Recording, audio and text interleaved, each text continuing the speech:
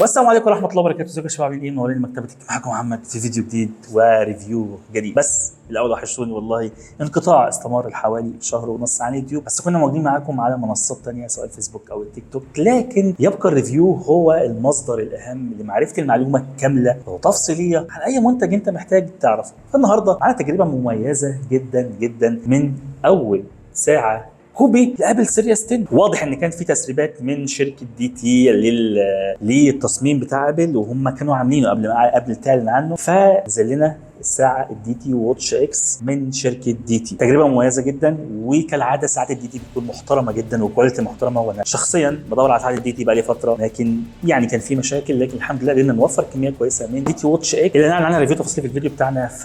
فخلينا نبدا الفيديو يلا باول جزء، وهو الانبوكسنج ومحتويات القلب الخاصه بالساعه المميزه قوي، وهي الساعه الدي تي واتش اكس. الصراحه انا بقالي فتره منتظرها ومستنيها ومتشوق جدا ان اعمل ليها ريفيو معاكم. فشكل العلبه زي ما انت شايف، وخلينا نتكلم عن موضوع اكس نوفا او العلامه بقى اللي هتبقى موجوده على الساعه، واتيفر هتبقى اكس نوفا او جي اس، او بيبقى في موردين مختلفين بيحطوا الاستيكر بتاعهم، وهو ده استيكر لا اكتر ولا اقل، ملوش علاقه خالص بجوده المنتج. هو ده المورد، وهو بيطلع ضمان على الساعات بتاعته. ده المورد طبعا. الكلام ده ملوش علاقه بمصر خالص، او ملوش علاقه بالموردين في مصر او التجار في مصر. احنا اصلا بنشتري الساعات دي من دبي مباشره باسمنا، مفيش اصلا قصه الموردين هنا في مصر. بس دي الاستيكر دي ملهاش علاقه خالص بجوده المنتج يا شباب. الساعه المفروض من دي تي، هنشوف تفاصيلها جوه مع بعض. خلينا نشوف. ادي مكتوب هنا دي تي نمبر 1. وحشتينا والله يا دي تي، وحشتينا جدا جدا جدا. طبعا هنا اسم الساعه، وفي بقى ايه ملمس كده للحروف تحت ايدك، ومكتوب طبعا دي تي واتش اكس. وهنا اللي هي جايه بقى في خلاص بقى في سوفت وير اسمه وير برو او اس. ده سوفت وير خاص بساعات الدي تي مؤخرا. هنا مكتوب انها بتشتغل على برنامج الوير برو. الناحيه الثانيه مكتوب ان هي مقاسها 46 مللي، وده اللون الاسود. شويه تفاصيل بقى عن الساعه، هي بتيجي بشاشه اموليد، وبتيجي بلارج ميموري فيها مساحه داخليه نعرفها دلوقتي. تقدر تربط عليها ايربود، تقدر تشغل عليها ساوند، تقدر تشغل عليها فيديوهات، تعمل بيها الساوند ريكورد. فيها البوم، وفيها 3 دي ديسبلاي تنقل ما بين القوايم وبعضها. نفس الكلام الناحيه الثانيه. في الظهر هنا كيو ار الخاص باليوزر مانوال عشان لو انت عايز تقراه، وهنا الكيو ار الخاص بالبرنامج. وده شكل الساعه زي ما انت شايف. هنشوف بقى تفاصيلها مع بعض لما نفتح العلبه ونقول بسم الله مع بعض كده. اول حاجه بيظهر لنا الكتالوج بتاع الساعه، ده اليوزر مانوال طبعا موجود باللغه الانجليش او اللغه الصينيه. وزي ما انت شايف ده محتويات العلبه. عندنا الاستراب القماش المعتاد في الساعات اللي احنا بنشوفها، والاستراب السيليكون الساده بقى الجميل بتاع زمان نزلوه تاني مع الساعه. طبعا الاسترابات فيها اللوك سواء القماش او المعدن. ويا صديقي، واول 50 واحد اشتروا مننا الساعه هنديهم استراب هديه، بس تكون واحد من اول 50 اشتروا الساعه. بعد كده يكون عندنا الشاحن القاعده الاربعه بن. ليه بقى الاربعه بن؟ عشان الساعه فيها مساحه داخليه تقدر تنقل ليها داتا. وبالمناسبه الطريقه دي احسن بكتير من نقل الداتا عن طريق البلوتوث، لان انت بالبنات دي بتوصلها على الكمبيوتر مباشره تنزل الداتا اللي انت عايزها، سواء ساوند سواء فيديوهات او اي ملفات. فده كابل الشاحن، وده طريقه نقل الداتا للساعه. واخر حاجه عندنا الساعه اللي هنستعرضها مع بعض، تيجي متغلفه بالغلاف ده زي ما انت شايف كده. وخلينا اوريك بقى التصميم المميز جدا جدا جدا. زي ما انت شايف ده شكل الساعه. طبعا الساعه سليم قوي، ولو خدت بالك كده ان الظهر من المعدن طبعا، بس الظهر كله طالع لحد الشاشه. مفيش ظهر ومفيش اطار وبعد كده شاشه، لا، انت عندك الظهر بالاطار طالع للشاشه. حمايه كبيره للساعه، تصميم حلو جدا. اعتقد ده تقريبا شبه ابل. شايف شكل السماعات عامل ازاي؟ خلينا اوريك شكل اللوك كده بقى من جوه، لان انا يعني اللوك عجبني جدا، وطريقه اللوك عجبتني قوي. شايف اللوك عامل ازاي؟ لوك حقيقي. وطبعا الظهر كله من معدن، والزرار ده من المعدن. وده شكل السماعات. وعندنا هنا المايك.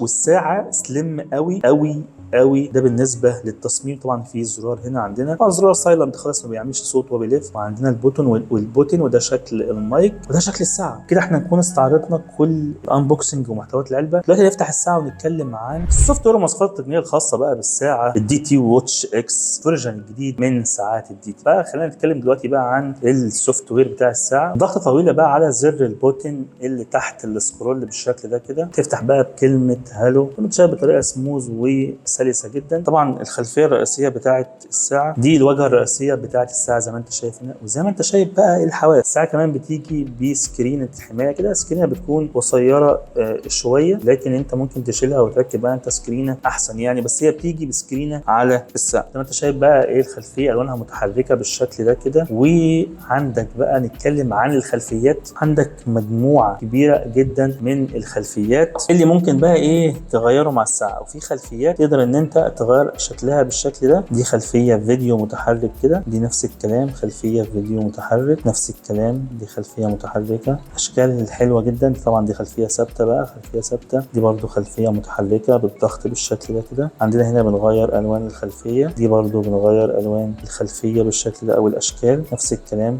برده. دي هنا برده نفس الكلام، دي برده بنغير شكلها كده. تبدا بقى انت الخلفيات اللي انت نزلتها، دي الخلفيات اللي انا حملتها على الساعه. طيب عندنا بقى هنا الاوبشن المميز جدا ومش موجود في اي ساعه تقريبا، هو انك لما تضغط ضغطه طويله بالشكل ده كده نقدر ان احنا نقوم ماشيين كده ونجيب ان احنا نحمل خلفيات من على الساعه مباشره. فمثلا ده تصنيفات مختلفه للخلفيات بالشكل ده، اقدر اخش هنا كده. طبعا اللي معمولين علامه صح دول اوريدي نزلوا يعني، دي موجوده، بس ديت مثلا مش موجوده اقوم محملها بالشكل ده. طيب هل هي دي الخلفيات بس اللي موجوده؟ لا، ده غير بقى اللي موجودين على البرنامج، مجموعه برده كبيره من الخلفيات اللي موجوده على البرنامج اللي ممكن انزلها. لكن دي خلفيات كده موجوده على الساعه بتحملها انت من على الساعه مباشره وبتبقى خلفيه، فيعتبر الساعه فيها مثلا ما يقلش عن 100 خلفيه ولا حاجه، بخلاف اللي موجودين على البرنامج. نخش كده بالشكل ده اهو حملنا الخلفيه زي ما انت شايف. تعالى بقى اكلمك على حاجه حلوه جدا في الشاشه الرئيسيه. لما بنضغط ضغطتين كده بيظهر لنا الشكل دوت، شكل القوائم كلها اللي موجوده يمين وشمال بتظهر بالشكل ده. فانا ممكن اتنقل ما بينهم بدل مثلا ما اتنقل كده، يعني لو اتنقلت كده تمام، لكن لو ضغطت ضغطتين كده ممكن اتنقل بالشكل ده. سوفت جميل سلس، في شويه اوبشن حلوه، ده واحده منهم.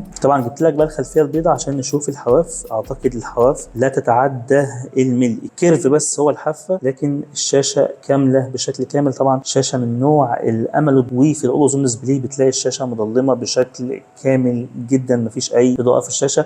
الوان الشاشه بقى مميزه قوي قوي، خليك تشوف شكل الالوان، الوان السطوع والنتس بتاع الشاشه، والالوان شكلها حلو مشبعه جدا بشكل مميز. اي حاجه هتلاقي الوانها مشبعه قوي قوي. بص نجيب حاجه فيها الوان كده زي ما انت شايف مثلا. طبعا هو الكاميرا مش هتبين لك العين شايفاه، لكن الالوان مشبعه بطريقه مميزه قوي قوي قوي. ده بالنسبه للاوبشن بتاع الخلفيات والتفاصيل المميزه اللي فيه. تاتش طبعا يعني مش هكلمك عن التاتش، شوف التاتش سلس بطريقه جميله جدا. نخش نسوايب من فوق تحت كده، بنخش على الاشعارات، والاشعارات بتيجي باللغه العربي بخط واضح وجميل، هتشوفوا دلوقتي مع بعض. ضغط على سكرول كده عشان لو احنا عايزين نخش على القائمه، ضغطه ثانيه بتخرجنا. ضغط هنا على السكرول بيفتح بقى ايه حاجات، او لو انت مثلا فتحت مثلا مجموعه من التطبيقات وليكن تطبيقات بالشكل ده كده، ورجعنا قمنا رايحين خارجين بره كده وضغطنا ضغطتين، بيجيب لك بقى اخر تطبيقات انت فتحتها، تقفل اي تطبيق فيهم بالشكل دوت في الخلفيه. طيب لو ضغطنا ضغطه طويله على زر السكرول بالشكل ده كده، بيجيب لك هنا سيري او جوجل اسيست حسب نوع موبايل. عندنا بقى الزر اللي تحت ضغط عليه كده بنخش على الشورت منيو اللي بالشكل ده، نتكلم عنه بالتفصيل دلوقتي. ضغطتين بيجيب لنا المود الرياضي او الاوضاع الرياضيه اللي فيه مفاجاه حلوه فيها، وضغطه طويله على زر البوتن اللي تحت السكرول هنا كده بيعمل بقى ايه شات داون ريستارت. يجيب لك بقى الشاشه دي بتاعت اعاده التعيين وصفاره الانذار ومكالمه الطوارئ، ولو انت عايز تقفل الساعه بتضغط على الزر اللي فوق ده بالنسبه للزراير والشاشه الرئيسيه. لا بنسوايب اللي فوق كده بنخش بقى على برده شاشه الاختصارات، فيها بقى التاريخ والتايم، فيها الكالوريز، فيها نبض القلب اللي بالمناسبه السناسر بتاعته حلوه وهنجربها دلوقتي مع الاكسوميتر وهنشوف الدنيا فيها ايه. وعندنا هنا بقى قياس درجه الحراره، المنبه، تحكم في الساوند، الساعه فيها مساحه داخليه تقدر تنزل عليها ساوند من على الكمبيوتر، تقدر تسمع من على الايربود. تفاصيل يا معلم حلوه قوي يا معلم. قياس النوم اللي بالمناسبه بيقيس كويس، يقول لك انت نمت كام ساعه. انا نمت بيها امبارح بالظبط، قال لي نمت كام ساعه، كام ساعه نوم عميق، كام ساعه نوم خفيف. تاني القياسات بشكل كده ايه ظريف ولطيف واكيد حقيقي مش اي كلام. ايه تاني بقى في الشاشه الجانبيه، وفي برضه هنا 3 تطبيقات مهمه اللي هو الحاله اليوميه، السيتنج، نبض القلب، وهنا قائمه النظام. وهتخش بقى جوه ايه القائمه نفسها عشان ايه تفتح اي حاجه جوه القائمه. شفت الاشعار لما جالي من شويه، لما بنسوايب من اليمين للشمال او من الشمال لليمين كده بنخش على الشاشه الجانبيه، فيهم ايه فيهم الاوبشن ده. عندك المكالمات، التحكم في الساوند، درجه الحراره، نبض القلب، الحاله اليوميه بتاعتك. تعالى بقى ايه نروح على نبض القلب ونقارنه مع الاكسوميتر. اول اختبار هنعمله هنشوف بتقيس في الهواء ولا لا، وده كان اختبار ما اشتغلش، ما بتقيس في الهواء. طب هنقيس تاني بقى على اي سطح، احنا حاطين على المكتب، هتقيس ولا لا؟ ده الاختبار التاني مش بتقيس على اي سطح. مع الاكسوميتر بقى والمقارنه مع الاكسوميتر نشوف القياس عامل ازاي. طيب الاختبار دلوقتي شغال وهي 78 هي نبض القلب، ده الاكسجين. 79 اهو نبض القلب. تعال نشوف الساعه تدينا، اديتنا 80، الاثنين مع بعض بالملي. 82 دي 80 اهو، بيطلع معاها اهو 83 84 هينزل دلوقتي. ادتني فايبريشن على 80 هينزل اهو بقت 80. طب ما تعمل شويه مجهود كده ونموت نفسنا عشان القياس. عملنا شويه مجهود كده، النبض رفع ل 96 بعد المجهود، وفي الساعه 99. بس مقسم الاول مره صح، قاس بعد مره، يعني في مره قاس غلط ودي تاني مره. 96 99 اهو القياس بعد المجهود تقريبا متقارب مع الاكسوميتر. مش معقوله السناسر دي وفيك يعني شايف السناسر واضحه، في ادي سنسور 2 3 4 سناسر للقياس، فمش معقوله ده كله هيبقى فيك يعني. فده بالنسبه للحاجات اللي في الشاشه الجانبيه. طبعا شايف الوان الشاشه، وضوح الوان الشاشه، الشاشه مميز قوي قوي زي ما انت شايف اهو. درجه الحراره بتظهر بالشكل ده على مدار الاسبوع، وهنا عندك خلاص شفنا نبض القلب، والداتا بقى بتاعت نبض القلب تطلع كده، تلاقي في داتا عن نبض القلب، وادي الداتا بتاعت برضو ايه الحاله اليوميه، الخطوات والمسافه وهكذا. ونخش بقى القائمه بضغط على زر السكرول كده. عندنا شكلين للقائمه، الشكل اللي هو الشبك كده، وفي طبعا التاتش سموث جدا، وفي الشكل بقى اللي هو المطول اللي احنا هنشرح عليه بامر الله. اول حاجه عندنا الحاله اليوميه بتاعتنا، نبض القلب، الاكسجين. تعال نختبره برده مع الاكسوميتر. في الغالب يعني بيكون دايما قياسات الاكسجين متقاربه، لان يعني 99% هو نسبه الاكسجين في الدم. تعال نشوف الساعه تدينا كام، يعني اعتقد بتبقى متقاربه حتى في الساعات اللي مش اكيوريت يعني 99 98. طب بالمناسبه تعال نشوف النبض كده، نخرج باك ونخش نشوف النبض. نشوف النبض دلوقتي هيبقى زي الساعه ولا كده. عندنا 86 اهو، شوف الساعه ادينا كام، 87 بقت 83 اهو، هينزل معاه. شايف بينزل معاه. اعتقد القياس في الساعه نقدر نعتمد عليه يعني. بعد الاكسجين في الدم عندنا بقى ايه الالعاب الرياضيه اللي ممكن نلعبها.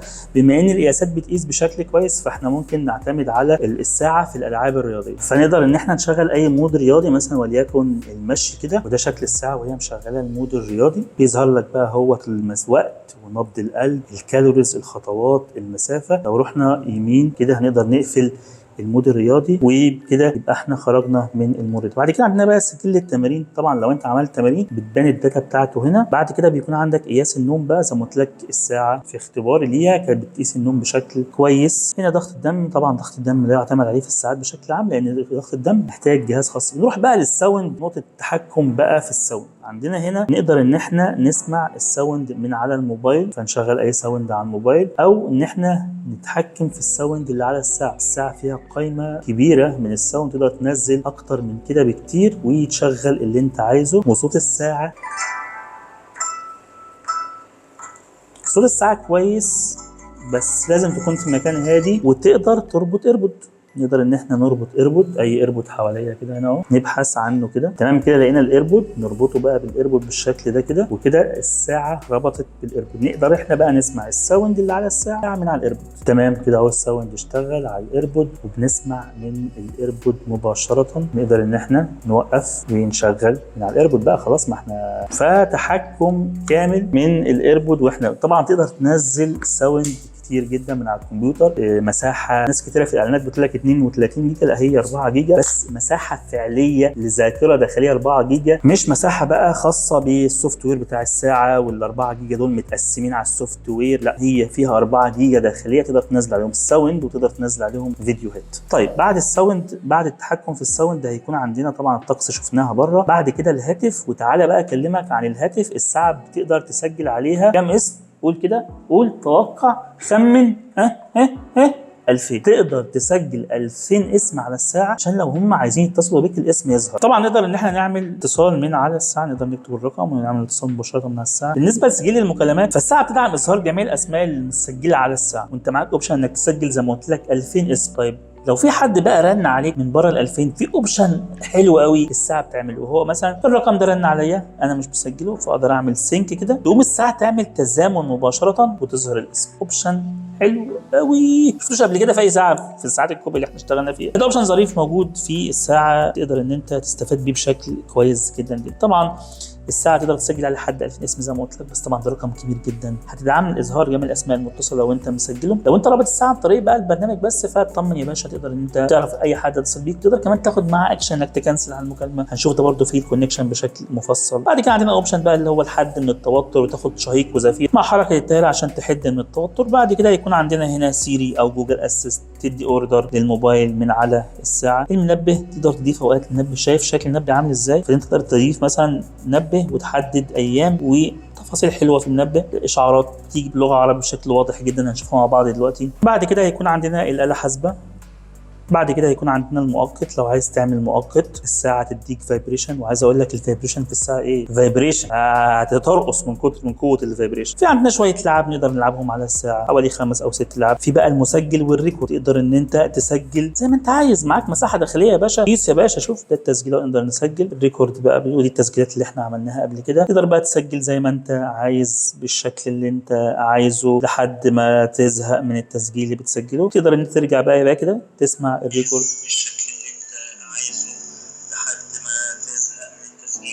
تقدر كمان تاخد الريكوردات دي من على الكمبيوتر، تقدر توصل الساعه على الكمبيوتر وتاخد الريكوردات دي. بعد كده عندنا هنا اوبشن البوصله، بنعمل بقى ايه نظام المعايره ده كده، ومجرد ما نخلصها بيشتغل معانا، والبوصله شغاله برده بشكل كويس، حركه سموز وسلسه مع حركه ايدنا. عندنا هنا بعد كده بقى الستوب واتش، شكله حلو قوي، شكل الستوب واتش حلو قوي. فنقدر ان احنا مثلا نعمل بدايه كده، وحد الاولاني الثاني الثالث اهو وصل، وهكذا تقعد تعمل تسجل بقى ريكوردات كده عشان لو في سباق ولا حاجه. حلوه ظريف. بعد كده يكون عندنا هنا الكاميرا، لو عايزين نلقط كاميرا من على الساعه، فيها اوبشن ظريف. انت ممكن تحدد تايم الساعه، تلقط الوقت، تلقط الصوره بعد 3 ثواني 5 ثواني وهكذا. عندنا هنا بقى البوم الصور، الساعه بتشيل صور كتير زي ما انت عايز يا معلم. تقدر ان انت اهو تقلب ما بين الصور بعضها. شايف يا باشا الوان الشاشه حلوه، الوان الشاشه جميله قوي زي ما انت شايف. تقعد تقلب بقى كده، تقدر انت تاخد اكشن مع الخلفيات في ان انت تخليها خلفيه للساعه او تخليها خلفيه للقائمه. مثلا نخليها خلفيه للقائمه كده، لو دخلنا على القائمه شايف عامله ازاي. بقول لك شغل مشغول، شغل مشغول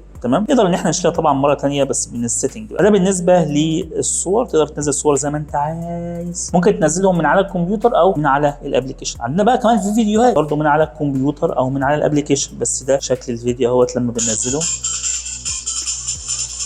فيديو كليب. بعد كده هيكون عندنا المصباح اليدوي وكشاف حلو، نقدر ان احنا ننور بيه قدام مفتاح، ندور قفل، الحاجات دي كلها. بعد كده يكون عندنا اوبشن NFC، تجيب البطاقه بتدخلها على الساعه، هل شغاله ولا لا. انا ما عنديش اوبشن انا اجرب، بس هي فيها NFC. بعد كده هيكون عندنا البحث عن الموبايل، الموبايل بيضرب يعني هو ضرب دلوقتي واحنا بنصور. وبعد كده هيكون عندنا بقى ايه الاعدادات. نتكلم في الاعدادات بقى ايه بمزاج. اول حاجه عندنا في الاعدادات هي الاكونت بتاعك، يعني الداتا اللي انت حاططها في الاكونت بتبقى تتنقل بالشكل ده وممكن تعدل عليها. بعد كده بقى عندنا هنا الاوبشن الخاصه بالشاشه. اول حاجه عندنا هنا اللي هو لما ترفع ايدك كده الساعه كده انت بتقفل. بعد كده عندنا هنا نمط الطلب، الخلفيه اللي انت عايزها، تختار الخلفيه، والجميل ان هي ما بتخرجكش، بتسيبك في القائمه، بس لما تخرج هتلاقي الخلفيه اللي انت اخترتها. بعد كده التحكم في مستوى السطوع، انا كنت في اقل مستوى او المستوى تقريبا الاولاني. الشاشه السطوع بتاعها حلو جدا جدا جدا زي ما انت شايف معايا كده تحت اشعه الشمس، سطوع واضح والوان زاهيه واضاءه ممتازه. بصراحه الشاشه جميله قوي قوي وعجباني جدا. بعد كده هيكون عندنا هنا الاولوز اون ديسبلاي، ده شكلها وزي ما وريتك فيها حوالي 7 اشكال الاولوز اون ديسبلاي. هنعدهم، ادي شكل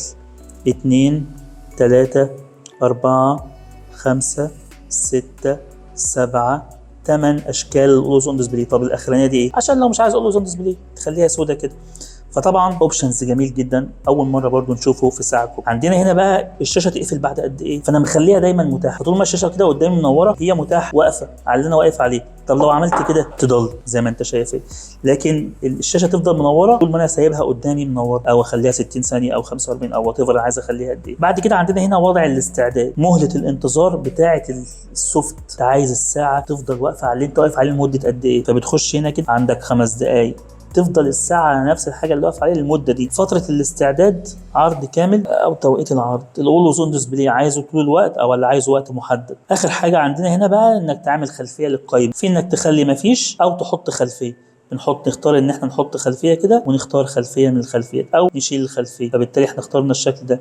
لما نخش كده ايه رايك يا برنس؟ بقول لك شغل مشغول. نرجع تاني. بعد كده عندنا هنا الفايبريشن والسايلنت، كده بنقفل ان السايلنت يشتغل، وكده بنخلي الساعه بتعمل صوت. الساعه في الرنات صوتها رهيب، انصحك بلاش تشغلها. لكن ان احنا نتحكم في مستوى الصوت الاهتزاز، عندك ادي مستوى وعندك الثلاثه وعندك 3 مستويات للاهتزاز. اقلهم حلو جدا معايا انا، ممكن معاك تبقى انت محتاجها، بس الاهتزاز والفايبريشن قوي جدا، خصوصا ان البادي من ظهر معدن، البادي معدن، الساعه كلها معدن، فالفايبريشن بيعمل اهتزاز حلو جدا في ايدك. طيب بعد كده عندنا طبعا اللغات، في مجموعه كبيره من اللغات، تقدر تختار اللغه اللي انت عايزها، انجليش او عربي. بعد كده عندنا هنا طريقه تنقل ما بين القوائم وبعضها، فانت شايف انت مثلا التنقل بقى عامل ازاي، رايك تخش كده نقدر نغير بقى ايه بشكل تاني، تكبير اهو، فشايف بتكبر وتصغر معاك. قلت لك شغل مشغول وهدلع. بعد كده هيكون عندنا نمط القائمه، طبعا القائمه او الشبكه. بعد كده لو انت عايز تظبط الوقت والتاريخ من الساعه. بعد كده عندنا هنا وضع عدم الازعاج، نتحكم فيه من هنا سواء نشغله او نقفله. هنا بقى الاوبشن اللي انت محتاجه من الساعه لما توصل ليها كابل الشاحن، هل محتاج ان انت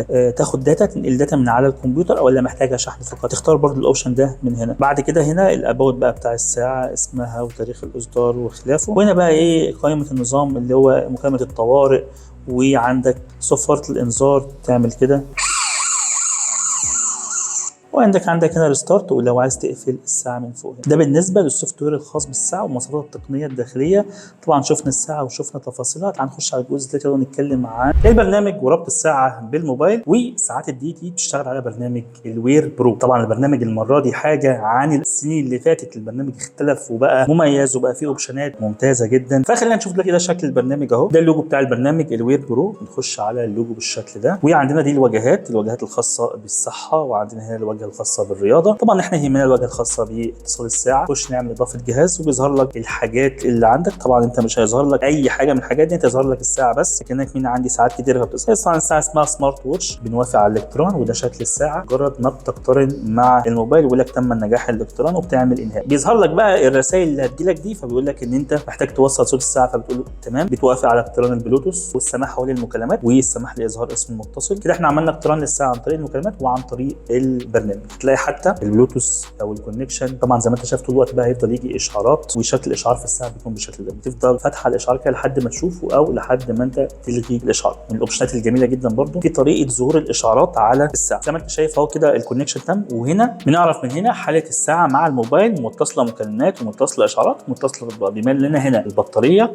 ويبان لنا هنا تزامن الداتا لو احنا عايزين نعمل تزامن للداتا في الوقت الحالي مع الساعه لو في اي داتا مش موجود. عندنا هنا بقى الواجهات، بخلاف الواجهات اللي اوريدي ممكن تحملها من على الساعه. طبعا في مجموعه من الواجهات عندك هنا، بتخش على التصنيف اللي انت محتاجه وتخش بقى تلاقي خلفيات كتيره تقدر تحملها، طبعا كلها فور فري مجانيه، مفيش حاجه فيهم بفلوس. وطبعا الميزه مميزه، او دي الميزه في ساعات الدي تي، لان انت كل ما فيرجن ينزل بيفتح كل الخلفيات اللي عليه مجانيه. نقدر نحمل طبعا الخلفيه بمنتهى السهوله جدا، مثلا نحمل الخلفيه دي ونعمل تثبيت بالشكل ده كده وتمام. زي ما انت شايف السرعه اللي بتنقل بيها الخلفيه عامله ازاي، وده شكل الخلفيه بعد ما نزلت. خلفيات كلها جميله جدا جدا، تقدر بقى تحمل اي خلفيه انت عايزها، العدد اللي انت عايزه. تقدر كمان من خلال الاوبشن ده تنزل خلفيه خاصه بيك انت او صوره شخصيه. بعد الخلفيات هيكون عندنا اوبشن ان احنا نستقبل الرسائل الاس ام اس، وبعد كده جنبها هيكون اوبشن ان احنا نستقبل المكالمات. هنا التذكير، الساعه تفكرك لو انت قاعد لفتره طويله تفكرك تتحرك. هنا بقى اشعارات التطبيقات، والساعه بتدعم اشعارات جميع التطبيقات اللي على الموبايل زي ما انت عايز. اوبشن ان انت تحدد كل البرامج اللي على الموبايل، او تختار بقى من وسط البرامج اللي على الموبايل الحاجات اللي انت محتاج